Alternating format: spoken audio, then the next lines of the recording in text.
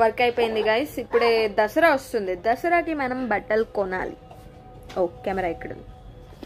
దసరాకి మనం బట్టలు కొనాలి. ఇప్పుడే షాపింగ్కి వెళ్తున్నాము. నిన్నంతా తిరిగాము, ఏది దొరకలేదు. సో ఇదేదో దొరికేలా లేదు అనేసి బ్లాగ్ చేస్తే బెటర్ అని బ్లాగ్ చేస్తున్నాను.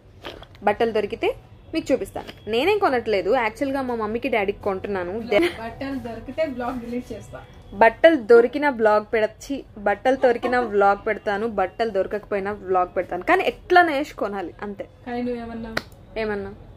నువ్వేమన్నా అంటే బట్టలు దొరకలేదు కదా, ఒక బ్లాగ్ చేద్దామనేసి అన్నా. బట్టలు దొరకట్లేదు కదా, ఇదేదో ప్రొలాంగ్ అయ్యేలా ఉంది, మంచిగా కంటెంట్ చేస్తే బెటర్ అని బ్లాగ్ డిలీట్ చేస్తా.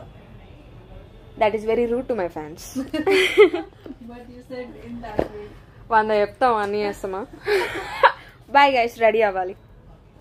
నేను డోర్ లాక్ చేసి వస్తాను, కింద వెయిట్ చేయాలంటే కింద ఫ్రైడ్ రైస్కి టెంప్ట్ అయిపోయి తింటుంది, భయపడ్డది. రెడీ అయిపోయాము. అమ్మాయి తినేంత వరకు ఇప్పుడు వెయిట్ చేస్తున్నాను. అయిపోయిన తర్వాత ఇంకా గొడుగు స్వెటర్లు పట్టుకొని వెళ్తున్నాను. వర్షాకాలం, వర్షం ఎప్పుడు వస్తుందో అర్థం కావట్లేదు నిన్నటి నుంచి. So preparations. సౌత్ ఇండియాకి వచ్చాను పిల్లలు. ఇక్కడైతే కొంచెం కలెక్షన్స్ బాగుంటాయి కదా అనేసి మా మమ్మీకి చీర కొందామని చూశాను. కానీ మా మమ్మీ ఏమన్నదంటే నేను ఆల్రెడీ కొనేసుకున్నాను, ఓన్లీ డాడీకి తీసుకో అని చెప్పేసింది. సర్లే అని అనుకున్నాను. కానీ నాకు ఈ చీర మాత్రం బాగా నచ్చింది, మమ్మీకి బాగుంటుంది. మమ్మీకి వద్దంది కదా అనేసి ఇంకా డాడీకి చూద్దామని ఫస్ట్ ఫ్లోర్కి వెళ్తున్నాం అనమాట. ఫస్ట్ ఫ్లోర్లో men's section and kids section. నాకు ఈ షర్ట్ బాగా నచ్చింది, కానీ వేరే సైజ్ లేదు. ఇలా కుర్తా సెట్స్ కొంటావా అంటే వద్దన్నాడు. తర్వాత సిమిలర్ కలర్లో ఇంకో షర్ట్ చూపిస్తే ఇది సెలెక్ట్ చేశాడు.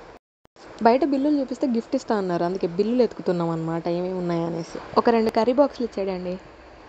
ఇంక షాపింగ్ అయిపోయింది, రిటర్న్ అయిపోతున్నాము. ట్రాఫిక్ తెలిసిందేగా. సో ఇది మా డాడీ దసరా షాపింగ్ వ్లాగ్ అనమాట. Bye guys.